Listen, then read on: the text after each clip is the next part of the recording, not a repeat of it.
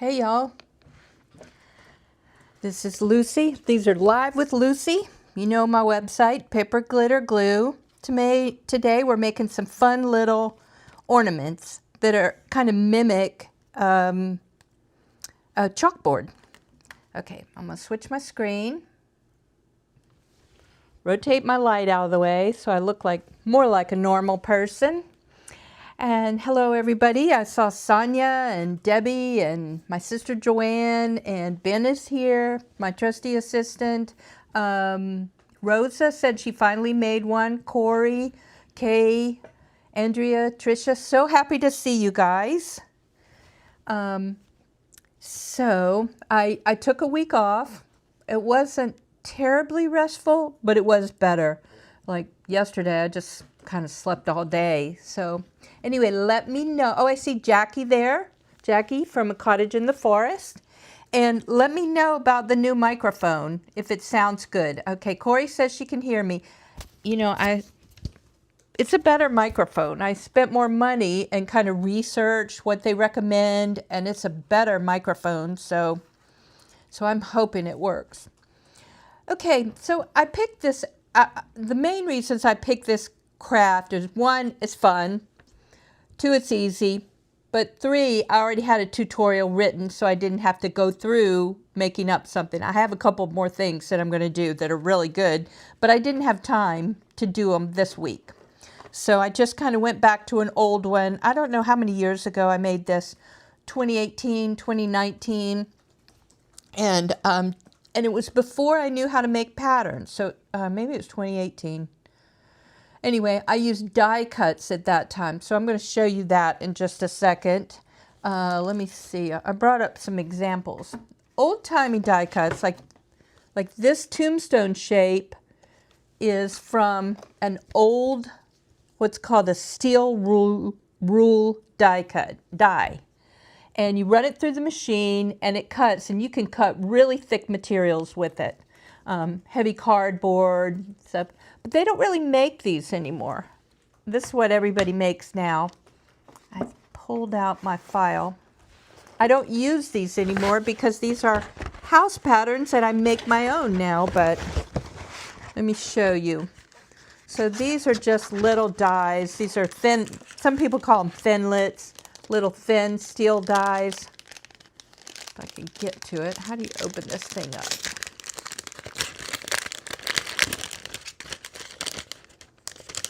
And you run them through a die cutting machine, not like a Cricut, but a machine that just applies pressure. You make a sandwich out of usually a plastic piece, your paper, and a base, and they cut cardstock very well, cardboard a little bit, but mainly they're made for card stock. And let me show you and these are still available. So, like this house, this die set is still available. You can find it. And it has so many variations for houses.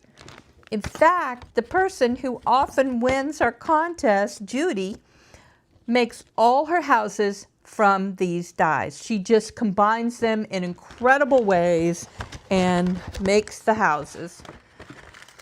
Okay, I got a cat I didn't expect. This is Luca.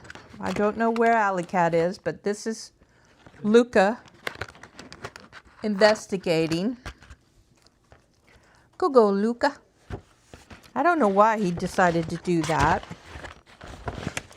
Okay, so I made these ornaments with die cuts. Actually, I think I probably fussy cut this one, but now there's a die that goes with it.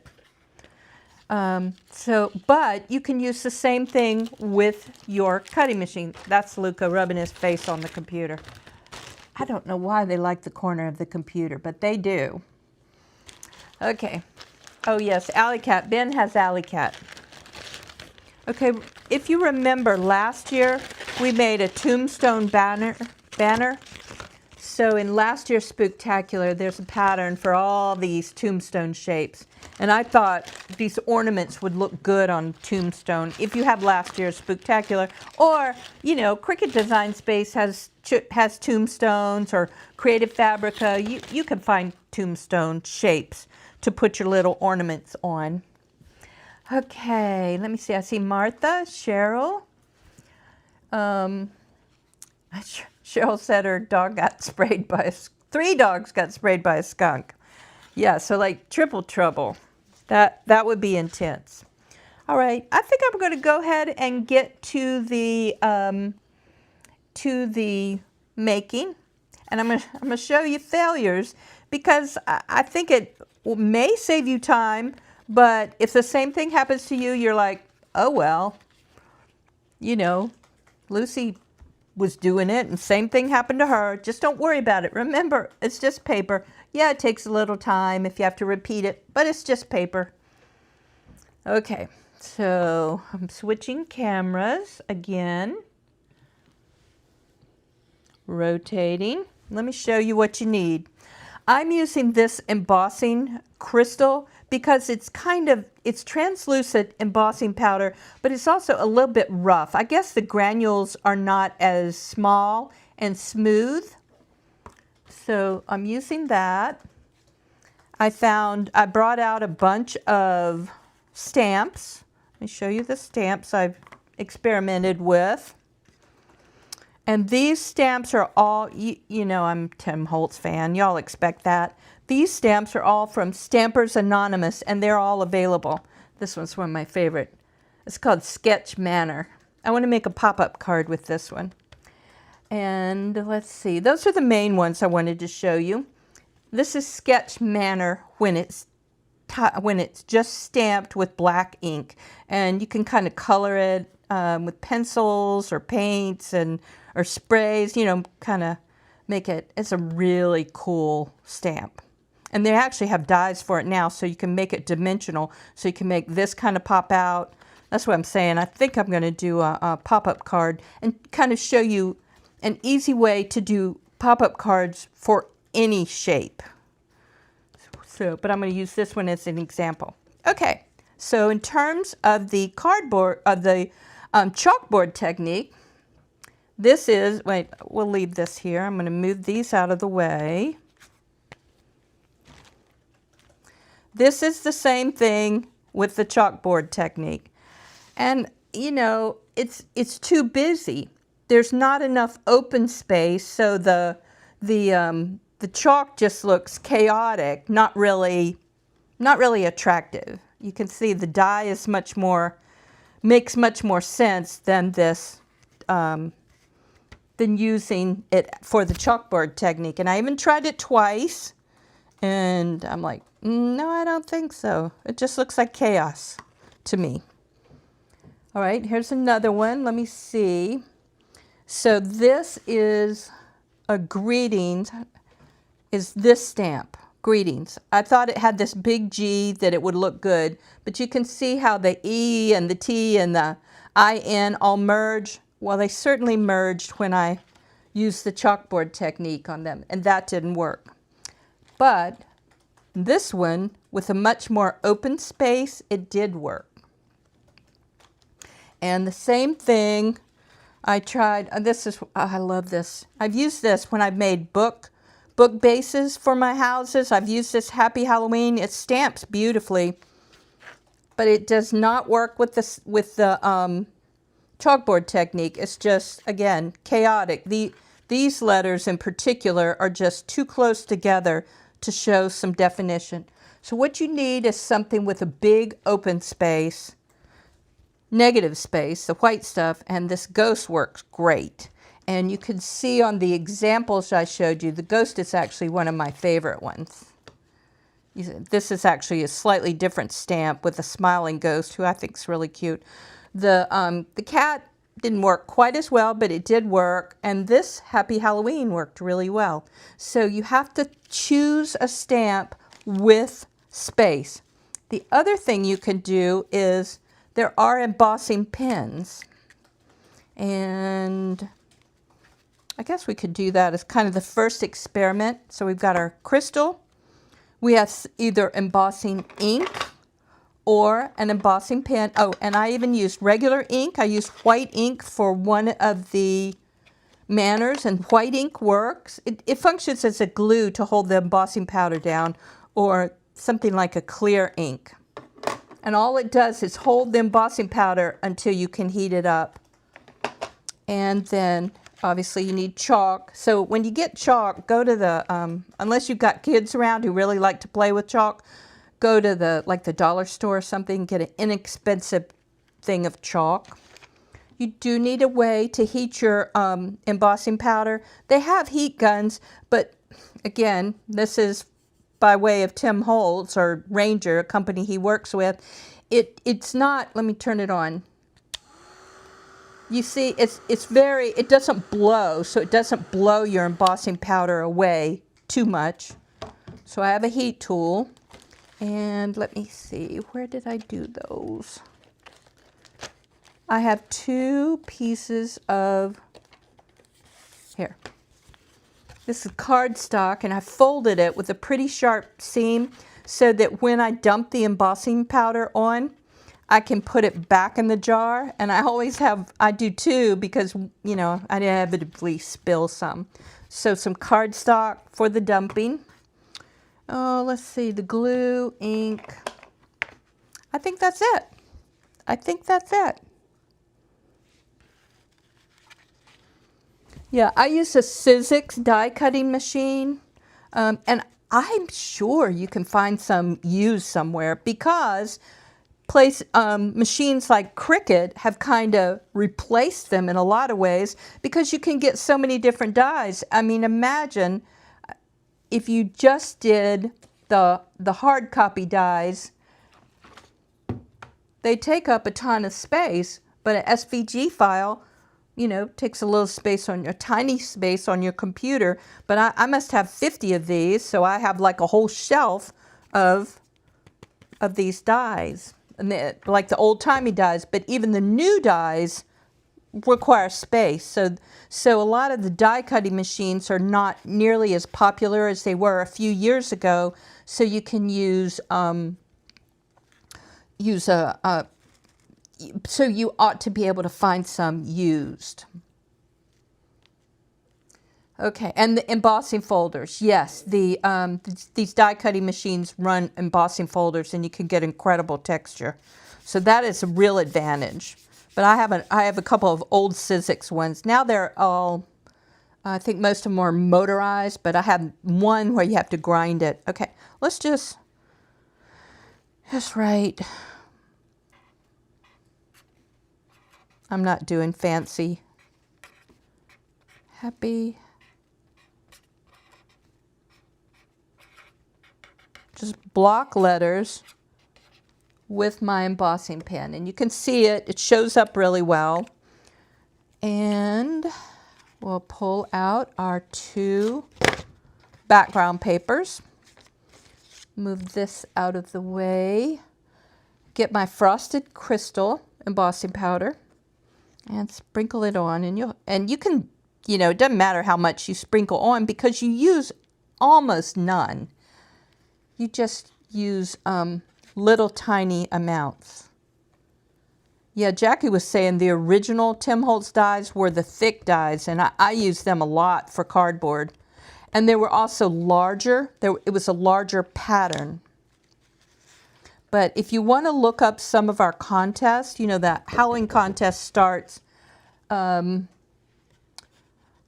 1st.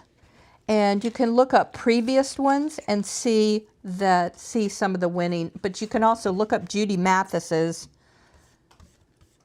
the incredible stuff she does with Tim Holtz dies. Okay, so I always try to clean up, because, you know, if you've ever watched me, you know, like just like then, I almost tipped it over, that I will mess things up. If I don't, I'll tip over the embossing jar, and that would be sad. Okay, now the other thing I have used is these reverse tweezers, because, you know, kitty hairs. And they actually pick up kitty hairs so well. Now I don't have it in my jar. Okay, and I always try to remember to put the top on tightly again because I'll knock it off.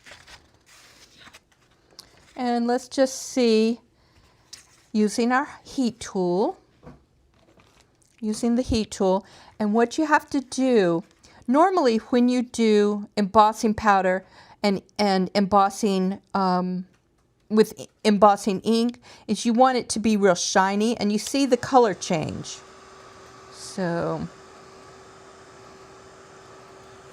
let's just, and one thing Tim always recommends is that you pick it up because the heat is dispersed more evenly. So you're looking for the embossing powder to look flat, not shiny. And it's a bit of a challenge. And that's why you have to play.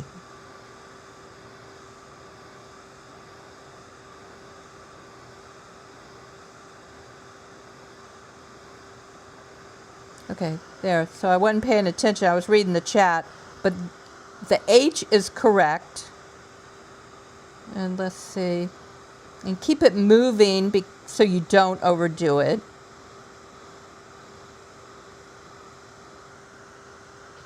So we've almost got it. And you can see it's very flat looking. It's not shiny.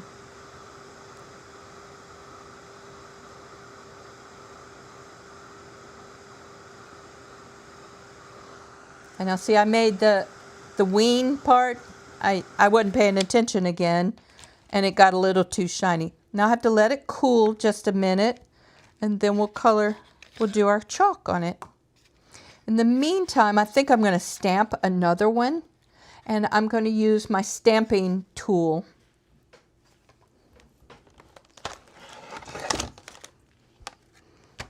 Okay, this is a Tim Holtz one, but he actually doesn't make it anymore.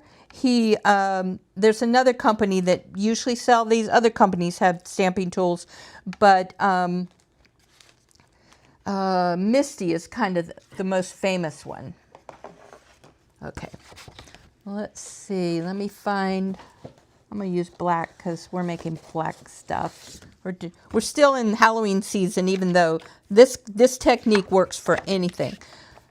And there's a really strong magnet, so you hold it down and you pick out your stamp, which I have buried somewhere. Where is my good stamp?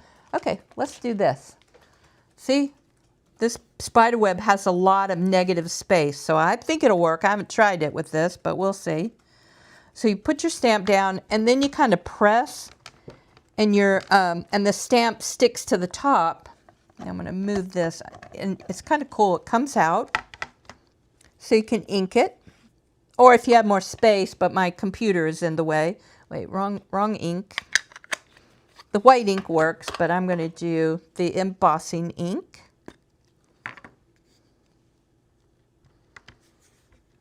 Yeah, I think I like the stamping thing, especially if you're having trouble getting a decent stamp. I think if you're just doing one or two things, I use the little plastic things to hold the stamp. But if you know you're going to be doing it twice, you just can't line it up correctly twice. Okay. And I kind of look, it should get kind of shiny when the ink, there, I could see it on one angle. I start seeing a little shine, so I think. And now I'm putting it back, and it locks in tightly. So it locks in. So now I'm going to stamp. And then you do have to press. And I press pretty hard. It's a little tedious. Somebody was asking about how I clean the platform. I just wipe it off. If you wipe it off when it's wet, it cleans up real easy. And if you're using embossing ink, it's really a glue. You do have to clean your stamps. If you're embossing just with your ink pad, that doesn't matter. But if you're using an embossing ink, which is functionally a glue, it'll harden your stamps if you don't clean them off. Okay, let's see. All right, that looks pretty good. Now these are very fine lines, so we'll see how it works. So I'm just going to set this aside, move this out of the way. Yeah, Tim Holtz doesn't make it anymore. There was some controversy with Misty that the designs were too similar. Okay, let me get my background, my mess catching cardstock. And I do think it helps to have two. You know, it'd be a real mess with just one. So I have 2 sheets. Okay, let's sprinkle it on. Now, I'm not sure this one's going to work because the lines are so thin, but it might work really well because it's got such open spaces.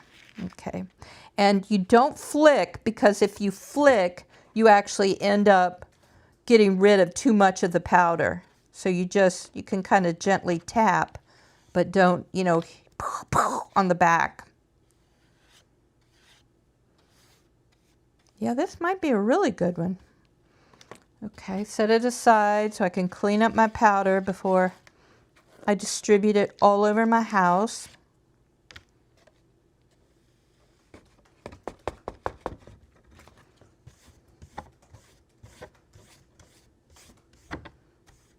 I'm just using my brush to kind of clean it up a little bit and try to catch a little bit more. I'm not really worried about it, but you get the idea. But I just use a brush, just any little brush, soft brush. Okay, put the lid on tight. Get this. Let's try. Now these are thin lines, so they'll heat up pretty fast.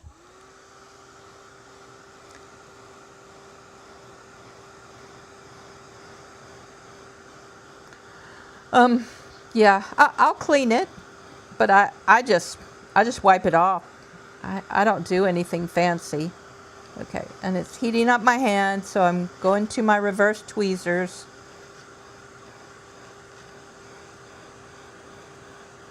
When you use a heat tool, I really think you need something to hold it.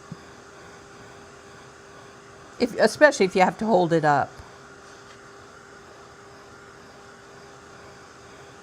Let's see how long this is taking.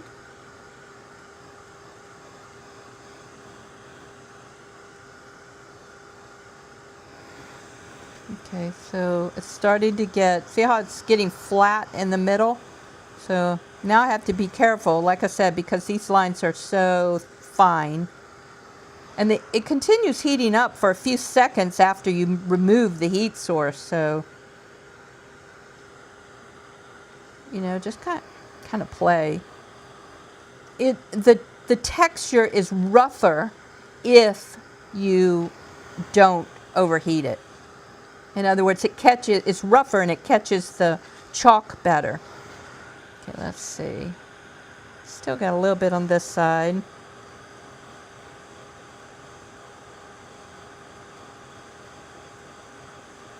Oh, Cheryl says she uses a clipboard covered with foil. That's a good idea.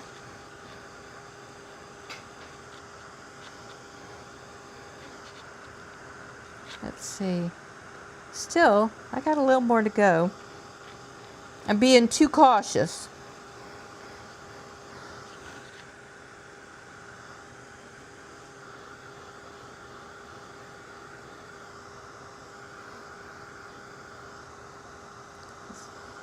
Yep, too cautious. Okay, I think I'm getting there.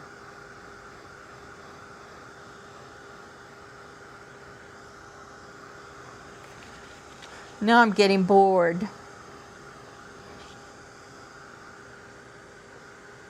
You know, I try not to bore y'all. Fortunately, I have my trusty assistant to entertain in the chat, if you're watching the chat.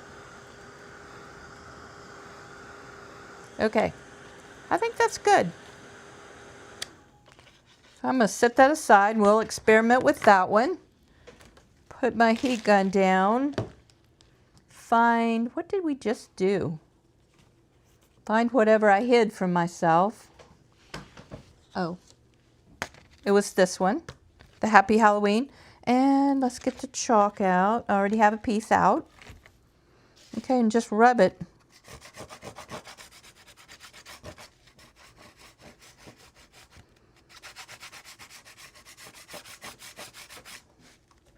And I'm going to dust it off just a little bit. There we go. See? I just think that's so cool.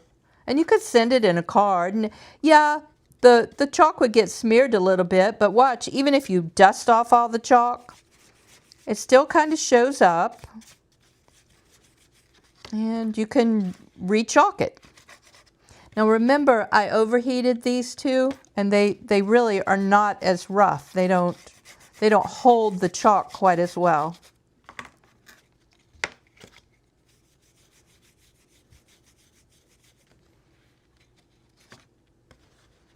There. Okay, now let's see if our spider web, let me feel, the back is cool. All right, now let's see if I did it right. Oh, the spider web looks good. The thin lines and the open spaces. See, isn't that neat? And you could trim it. You could already have have it cut out when you stamp it. I just think it looks so good. Remember, we can always redo it. So, somebody's asking if you could spray it with a sealant. I figure you could. I know they do with chalk drawings, but I haven't done that. But I mean, you know, it's there. It's stuck there. And I think especially the spiderweb looks kind of creepy that way. It just looks a little more ethereal. So, okay, so remember, when you pick out a design, like this is another Stampers Anonymous, all these little, let me take it out of the package so it doesn't shine. All these little ghosts would work really well.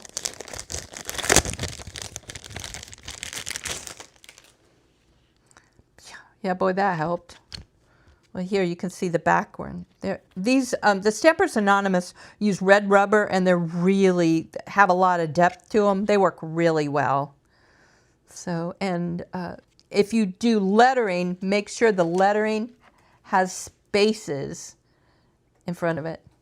Oh yeah, put it in front of the camper. Put your spider. Okay, there was, oh, and the other thing is, I thought with an embossing pen, you could do like the Maison de Halloween. You could do it with the chalk technique, and then it'd look. Let me. Wait, I'm just going to scribble some chalk on it.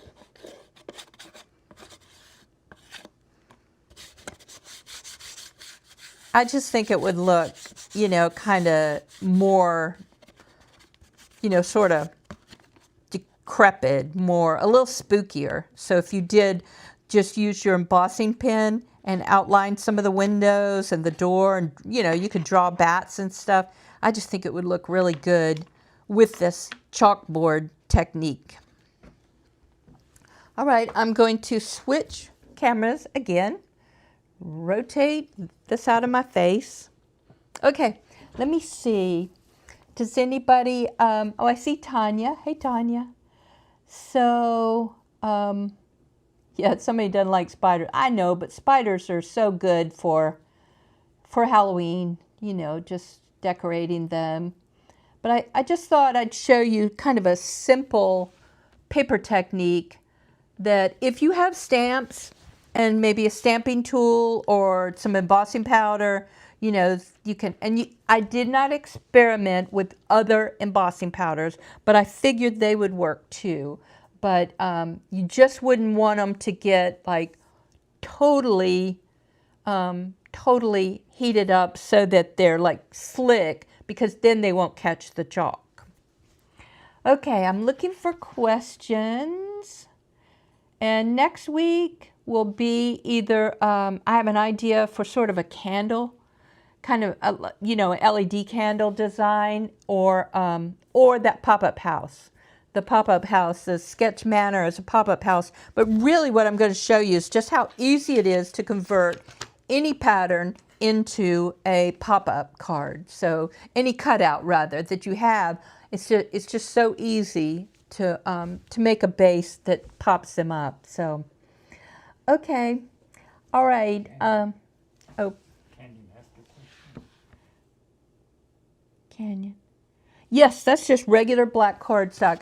You know, I like heavy duty, so this is 1 10-pound cardstock, but you could do it. It doesn't matter. You can do it on 65-pound cardstock, 80-pound, kind of what I think of as regular cardstock that's easy to find in a much larger range of colors. And then remember, it works well on any kind of dark, saturated color, like the, so if you wanted to do some Christmas ones, it works well with that as well. Okay, alrighty. Yeah, I just want to kind of, you know, trying to show you some different stuff. I learned this from Tim Holtz, of course, and but you know, he does so many things that I think we can adopt for our most of our 3D projects, or you know, just like the little ornaments. I mean, I always make them kind of 3D, like this one. I just glued. I didn't do pop dots because I'm cheap. Now I have pop dots, but anyway, it's just a piece of cardboard behind it, and it gives him dimensions. So I just like to use techniques that we can kind of just expand our repertoire of ideas. Okay, well, I'm going to go now. Today was kind of a short and easy one, but like I said, we'll have something really fun next week, and I am kind of doing them as there's still Halloween stuff just because it's the season, and I'll kind of gradually transition into, you know, fall and Christmas. Oh, remember, Halloween contest. So it's a house. The maximum height, not the required height, is less than 12 inches. And I can't remember the width, but I think it's about 12 inches. And I like little ones just because I think storage is easier. And it starts October 1st and it goes until the 23rd. The house has to be built during this year, this calendar year. You're welcome to use any patterns. You can use mine, you can use Jackie's, Dreaming Tree, Miss Mandy, Jennifer Maker's, whichever, any house pattern you want. But I do want you to think about making it your own. You know, so sometimes I see, like, mostly it's Dreaming Tree, and people will use exactly the same colors that they started out at. And it's so much better when you add your own little quirky details. Cheryl Sablotny, I hope I said her name right. Cheryl is like a master at this. She landscapes them. She has like ambulance out front and UPS delivery trucks, and she just does hysterical stuff. And the other person who does that is Donna. So just make it your own, you know, either the colors, emboss, distress, you know, do something so it really stands out as a unique house, not as, you know, kind of a generic pattern. Yes, it can be a village. And one way you can do that, you can kind of choose. If you have a village and you want just one entry, then that can count, but it does need to be within the size limit. But if you have a village and you've got several houses, you can actually say you can enter 3 times. So you could pick out 3 houses within the village. And the photos, we can only show one photo. So it's really important you get one good photo that shows the best side, what you consider the best side. And you can tell us which photo you like the best. Videos don't work. We can take a picture from a video, but usually that's not that great. So yeah, Donna, I don't know how to say Donna's last name, Camacho, something like that, but she did Vulture Gulch, and she put a little wagon out front, and she had corn stalks, and you know, she always does stuff like that. And I see a lot of people do that. Lynette, I don't know if she's in the group. Lynette sends me pictures, and on the back of her, she always has like a table and a setting, and you know, that's what makes my heart happy when I say, I'm like, ooh, they did better than me. They elevated the design. So, okay. Yes. Oh, Jackie said when you're taking a picture for a contest, yes, use, you know, you can just get a piece of poster board, and you can get it with scenery on it, but I really think it looks a little better. You know, this is watercolor paper, probably 12 by 18, just something behind it, or you can paint a little scene, you know, or just do like distressed colors and put a little moon back there, something, but it's something that won't detract from your house. Yeah. Okay. Oh, a photo tip. Yeah, I can do that. I'm not great at it myself, but I can take photos that show off the house. So yeah, we can do that. That's an easy one. Yeah, I don't even have to like make stuff for it. So yeah, I would like that. And I already have an article on my website about it. I'll find a link and we'll talk about it. Maybe we'll do it as a, you know, like a bonus live or something. So, okay, well, Ben and I have to go eat. This is like my reward, you know, it's like, oh, I did a live, now we go eat. So we have to find something, find some food. One of our favorite places is closed, but they aren't open at this hour anyway. So we have to scrounge somewhere. Okay, well, I hope you have a good day, and I will see you next Monday. And post in the group. If you have any questions, post in the group. Oh, that reminds me. Amy Yukina asked about making stairs, and I told her that Jackie is the best person for making stairs. So if Jackie can go in the Facebook group and help Amy come up with the stair pattern, or at least sort of explain some of the technique, that'd be good. Okay, alrighty, well, thank you for being here with me, and I will see you next week, 2 p.m., no matter how messed up I schedule it. It's 2 p.m. Eastern time. Okay, alrighty, y'all take care. Bye.